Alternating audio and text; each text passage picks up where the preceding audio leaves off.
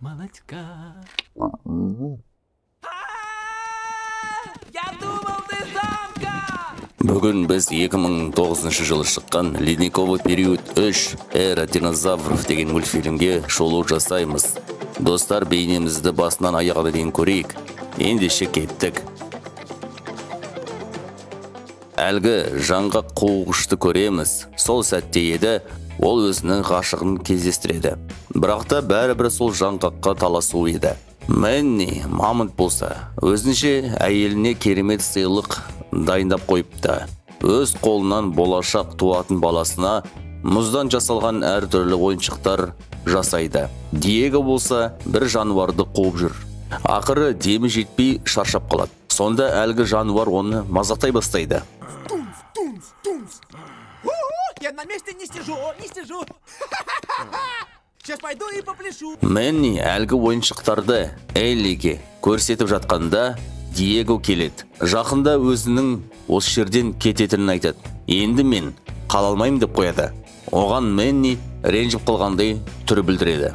Осы жаңалықты Диего Сидке де айтады. Бірақ Сид өзі ақ көңіл ғой. Қатты мән бере қоймайды. Диего болса, айтқаным шын деп кетіп қалады.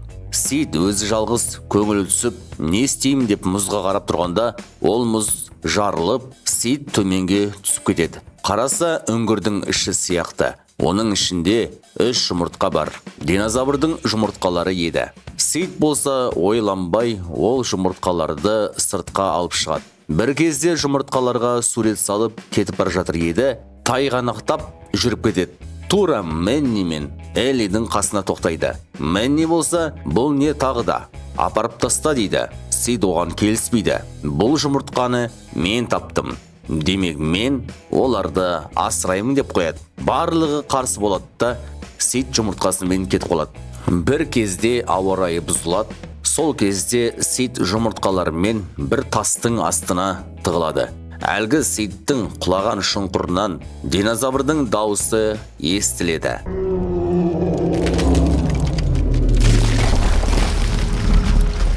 Келесі күні әлгі жұмыртқалар тесіліп, оның ішінен кішкентай динозаврдың балалары шығады. Бірден Сидті мама деп құшақтайды. Сидтің де көңіл-күйі көтеріліп, қуанып қалады. Осылайша олармен ойнап, әртүрлі нәрселерді үйретеді. Балалар болса, Сидті бір тістеп қалады. Сонда Сид оларға тістеуге болмайды деп ұрсады. Әлгілер болса, жылайды ғой. Сид болса, оларды жұбатып, мүмкін сендердің қарындарың ашқан шығар дейді. Сид байқамай, бұқадан сүт алам деп ойлайды. Содан кейін Сид балаларды Мэннидің әдемілеп жасап қойған балабақшасына әкеледі. Әлгілер болса, тең-тектік жасап, бәрін қирата бастайды. Сол маңайда жүрген бүкіл жануарларды шошытады. Оны Мэнни көріп қалып, Сидке ұрсады. Тез арада динозаврдың балаларын қайтар дейді. Сид болса, мен оларды қайтармаймын. Бұлар менің балаларым ғой деп қояды. Мэнни оған, бұл динозаврдың балалары, көрмей тұрсың ба дейді. Бір кезде тарс-тұрс дауыстар естіледі. Сөйтсе, балалардың анасы келе жатыр екен. Бәрі динозаврды көріп шошиды. Сид болса, балаларды алып қаша бастайды.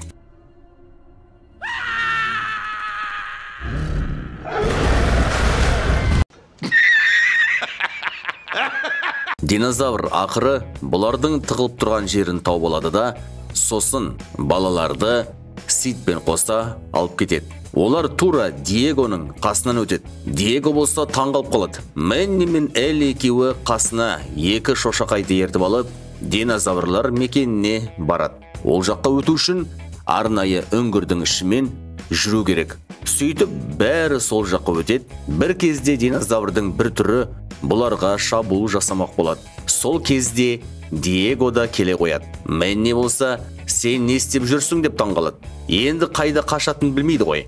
Әлгі динозаврдың түрі бір ағашқа қыстырылысып қалады. Сол кезде Элли шөп жейтін ұзын мойынды динозаврдың үстіне мінуді айтады. Бәрі сол динозаврдың үстіне мініп қашып кетеді. Қараса, маңайда неше түрлі динозаврлар жүр. Я чувствую себя таким мелким. А мне тогда каково? Олардың барлығы Мэннилер жаққа ұмтылады. Сол кезде Бак деген кейіпкер пайда болады. Пумба ма бірдеңе.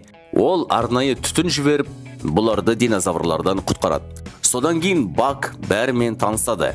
Мэнни болса, біз досымызды іздеп келдік дейді. Сонда Бак: жоқ, ол тірі деп ойламаймын. Бұл жерде Руди деген үлкен құбыжық бар. Кезінде онымен төбелестім дейді. Екі шошақай болса, неше түрлі сұрақ қойып, Бактың басын қатырады. Бесплатно? Как клево! Да, может быть, он и нам подарит.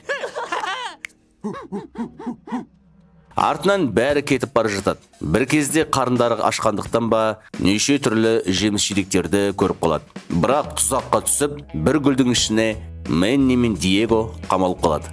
Ойбай, енді не істейміз деп Элли сұрайды. Сол кезде Бак оларға: қазір мен құтқарам дейді. Ол тікелей гүлдің ішіне кіріп, сол гүлдің тамырын кесіп тастамақшы болады. Сол кезде ғана алып гүл Мэнни мен Диегоны сыртқа құсып шығарып тастайды. Әлгі аналық динозавр Сид пен балаларын бір мекенге әкеліп тастайды. Содан аналық Сидке тиіспек еді. Бір кезде балақайлар Сидті қорғай бастайды. Мына анасы болса, өй жүгірмектер деп кетіп қалады. Мына жақта Бак әлгілерді өзімен бірге ертіп алып, мекеннің басқа жағына өту үшін арнайы үңгірдің ішіне кіреді. Сосын тағы да неше түрлі сүйектердің үстімен біраз жүреді. Ақыры барлығы аман есен сыртқа шығады. Сид болса, балақайларға көкөніс анау-мынау беруде. Бірақ динозаврлар ет жейді ғой. Анасы болса, бір құсты әкеп береді. Бірақ Сид ол құсты құтқарып жібере салады. Бәрібірде аналық динозавр балақайларға ет тауып береді. Сол кезде балақайлар етті жеп той болады. Осы кезде Рудидің дауысы естіледі. Бұл аналық болса, балаларын алып тығылуды жөн көреді. Әр жақта Бак бәріне осы Рудимен қалай кездескенін айта бастайды. Сол түні мен онымен төбелесіп, көзіме зақым алдым. Алайда мен сол түні Рудидің тісін жұлып алдым. Содан бері оның тісін қару ретінде ұстап жүрмін дейді. Ақыры оқиға аяқталғасын бәрі ұйықтауға жатады. Келесі күні тұрып бәрі сапарларын жалғастырады. Сол кезде олар әлгі балақайлардың жеп тастап кеткен сүйектерін көреді. Мэнни болса, бұл жерде Сид болды деп айта бастайды. Бак осы жерде өзінің нұсқасын айтады. Мүмкін оны динозавр жеп қойған жоқ па дейді. Мэнни бәрі бір түрлі қарайды. Кейін әр қарай сапарларын жалғастырады. Бір кезде Эллидің толғағы басталады. Онымен бірге кішкентай динозаврлар қаптап шыға бастайды. Сонда Диего: мен Эллиге көмектесемін, ал сен бәрін құрт дейді. Бак пен екі шошақайлар еріп Сидті тауып алмақшы болады. Осы кезде Сид Рудиден қашып жүр екен. Байқамай тура жанартаудан аққан лаваның ағынына келіп қалады. Бір тастың үстіне тұрып алады. Бірақ ыстықтан тастар қайта сынып жатыр. Алыстан Бак Сидті байқап қалады. Қасындағы шошақайларды ертіп алып, бір ұшатын динозаврдың үстіне мініп алады. Оны ат сияқты жегіп алып, Сидке ұшады. Сид болса тастан тасқа секіріп жүр. Ол жетпегендей ағынға жақындап қалыпты. Әр жақта кішкентай динозаврлар Эллиге бармақшы. Мэнни мен Диего екеуі динозаврларды құлатып жүр. Сид болса ағынға құлап бара жатқанда оны Бак құтқарып, өзінің динозаврымен ұстап қалады. Ал Эллидің Персик деген қызы дүниеге келеді. Қасына Мэнни келіп, қызын көріп, есімін береді. Диего болса қарап тұрып, көзіне жас алады. Бір кезде Бак, Сид бәрі жетіп келеді. Бәрі бірін-бір көргеннен кейін Бак оларға қарап: жарайды, үйлеріңе барыңдар дейді. Солай бәрі кетіп бар жатыр еді. Тура алдынан Руди шығады. Бұлар шошып қашып кетеді. Руди оларды қуып жетеді. Сол кезде Мэнни, Диего, Бак бәрі әлгі Рудиге жабылып, оны байлап құлатады. Руди енді тұрмайдау деп бәрі кетіп бар жатқанда, Сид байқамай Рудидің байлаулы арқанын үзіп алады. Руди қайтадан оянып Сидке жақындай бастайды. Сол кезде аналық динозавр келіп, оны итеріп, жардан құлатады. Артынан Сид балақайларымен қоштасады. Бәрі кетпек еді. Сонда Бак ойланып қалады. Руди өлді. Енді мен не істеймін? Өмірім қызықсыз болады ғой дейді. Мэнни мен Диего Бакты өздерінің әлеміне шақырады. Біздің жаққа барсаңшы дейді. Осылай Бак келісіп, Бәрі үңгірдің ішімен кетіп бара жатыр еді. Бір кезде Рудидің дауысы естіледі. Бак тұрып қалады. Руди тірі деп қуанады. Диего сонда: барғың келіп тұр ма? Бара бер деп қалады. Бак бұл жолдың бәрін жауып тастайды. Диего сыртқа шығады. Бәрі одан Бакты сұрайды. Сонда Диего: ол өзінің жағында бақытты жүр деп жауап береді. Кішкентай персик қарда ойнап көңіл көтеріп жүр. Бәрі сол персикке қарап тұр. Ал енді Бак болса Рудидің үстіне мініп алып, оны басқарып, орманды шулатады. Мультфильм болса сол жаңғақ таласушылардың оқиғасымен аяқталады. Қанша жерден екеуі бір-біріне сезімдерін көрсетсе де, бәрібір де жаңғақты бірінші орынға қояды. Осылайша бұл мультфильм аяқталады.